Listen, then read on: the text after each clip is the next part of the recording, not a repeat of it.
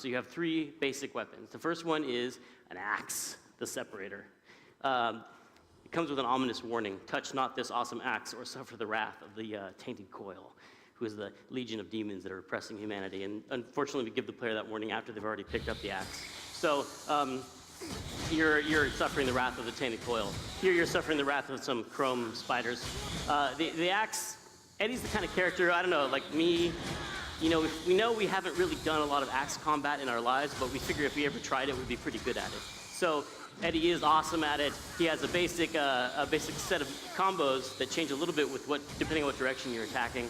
And they have a charge attack. You can block with the axe. But it starts off that way in a basic way, but you can upgrade it and customize your axe. You can have your axe dipped, as Ozzy will offer to do for you later in the game, to give it special attributes, maybe powerful fire attack or a chain lightning attack, or special abilities of affecting the attack abilities of your enemies. And the player can choose which one to use based on which method of fighting they like to do, and makes the axe combat much deeper. But the axe combat gets even deeper when you combine it with Clementine, which is the name of Eddie's guitar. Eddie's was holding a guitar when he got pulled back in time, and it's just a regular, although awesome guitar in his world, but here in the Age of Metal, it's amplified by the world itself, because this is the world where everything, all of rock is real, so the awesome stage effects like pyrotechnics or lightning, they're not just for show, they actually are very dangerous and they hurt people. Here Eddie's killing some groupies. You can use these attacks in combination with your axe to shoot people into the air with pyrotechnics and then smack them into the bleachers of infinite pain with your axe. And then you can later buy new strings for your guitar, which make it even more powerful and emphasize its ability to maybe play a really powerful power chord that shakes the whole world and sends your enemies flying, or make it better at doing pyro, and you can enhance it as you play the game. And then the third weapon is your car, the Deuce, aka the Druid Plow. This is the car that Eddie builds himself in the game, puts it together with pieces he finds lying around, because he's a roadie. He can build anything. And so he makes this car, and it is fun inherently just to drive over dudes, as we all know. But you can also buy weapons for it and upgrade it. You can buy a Gatling gun for the front of your car, which is helpful here when you're escorting your tour bus to the next rock show. Roadies have to do that. They have to get the band or army there safely. You can also upgrade it with, it can drop landmines, it can shoot flames out the side, it can blast its enemies with speakers, it can, has a heat-seeking missile on the front of it. You can put armor on the front of it, which just gives it a ramming attack. You can just get a nice paint job on it. You can make it all chrome, which is really cool, and shows the blood really well. Blood pops on chrome. So the car, that's the third of your core weapons in the game. But really, the game goes beyond that with the number of weapons you have, because as you add friendly allies, mission by mission, you'll unlock new minions or allies to join your cause of liberating humanity. And each one of those allies comes with its own double team attack. Double team attack, even your love interest Ophelia, when you first meet her, she's disguised as a druid, and you find that she's not just a lovely woman, but also like a flying Cuisinart that you can pick up and throw at your enemies. Here the Razor Girl will jump up on your back like she's at a rock show, and you can use your lighter to set fire to her crossbow bolts and give them extra attacking power. Here Eddie's formed a mosh pit, which is really effective, especially when going through crowds of smaller enemies. It protects Eddie, but it can have an effect on bigger enemies as well. And every ally you have in the game can do its own special, unique attack. If it's a car, it'll let you jump on and drive, and you can use the weapon of that car. Or if it's a big giant character, all of a sudden you get to become that giant character marching on the battlefield. So it's just tons of variety and depth. And it's like having a whole heavy metal toolbox around you at all times that you can pick and choose. And those are a lot of fun to play with. So that gives you like a snapshot of the game at its core and what it's all about. We want you to play it yourself, so please come by the booth and check it out at the show.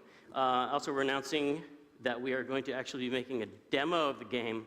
It's going to be available on Xbox Live and PlayStation Network on September 17th, and it has all those things that I just talked about. It has the heavy metal world, you get your separator of the axe, Clementine is in there, the Druid Plow, you meet Ophelia, and you can do a double team attack with her.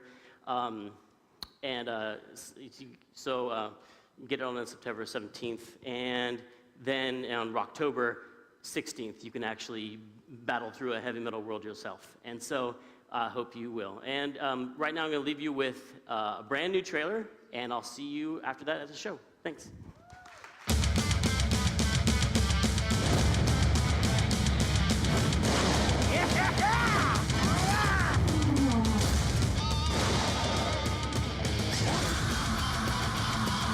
I shall now teach you of French kissing.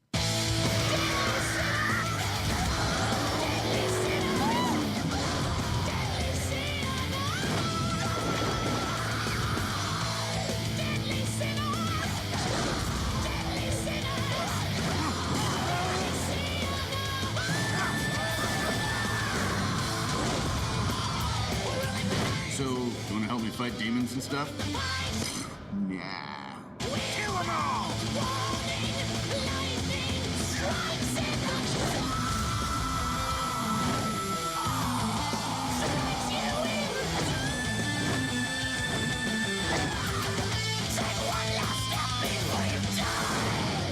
I think we got enough stuff here to put on possibly the best rock show ever.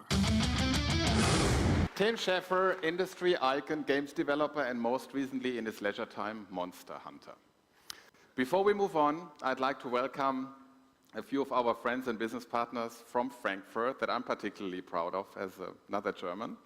I'm talking about Crytek. So we do have Avni and Faruk Yerli here and a couple of their colleagues. So if you just give a little waving hand to the audience.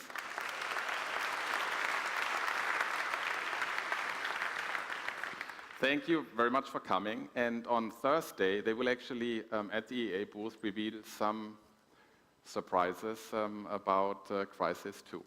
Thanks for coming here.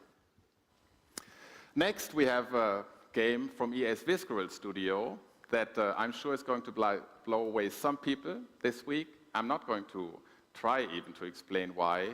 I will just have Justin Lambros present it and explain it. Thank you.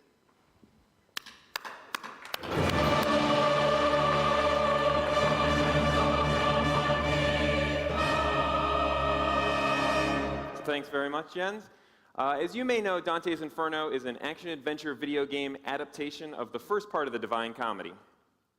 Now, today we're unveiling a couple of things. For the first time ever, we're going to show the Sixth Circle of Hell, Heresy, and we're also going to introduce an all-new gameplay mechanic, the Righteousness System.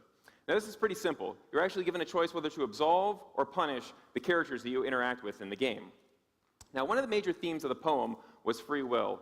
According to Dante, people weren't destined to be sinners or saints. It was actually our choices that decided our fate. So we decided to inject this into our game. And this allows you to follow a righteous path or an unholy path in the game.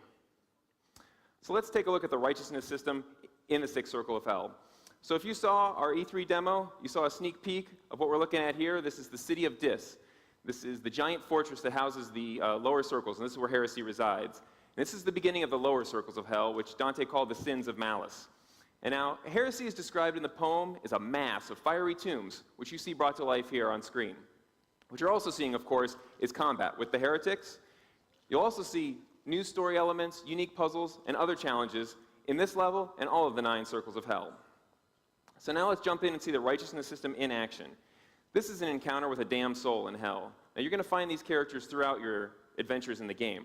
Now, these are either mythological or historical figures, such as Emperor Frederick II here, who's found in Heresy. Now, player choice is rewarded in these interactions by leveling up as either righteous or unholy. Now, on the left-hand side, you're going to see Dante choose the punishment, and he's going to receive 10 unholy points for this really punishing action. This is one of my favorite animations in the game, and this is a time when you don't want to be Emperor Frederick. Just brutal. And so on the other side, we're going to see Dante absolve this damned soul, and he's going to receive 10 righteous points for this. And now Emperor Frederick is going to actually be lifted from his burden, and he's going to be able to leave hell.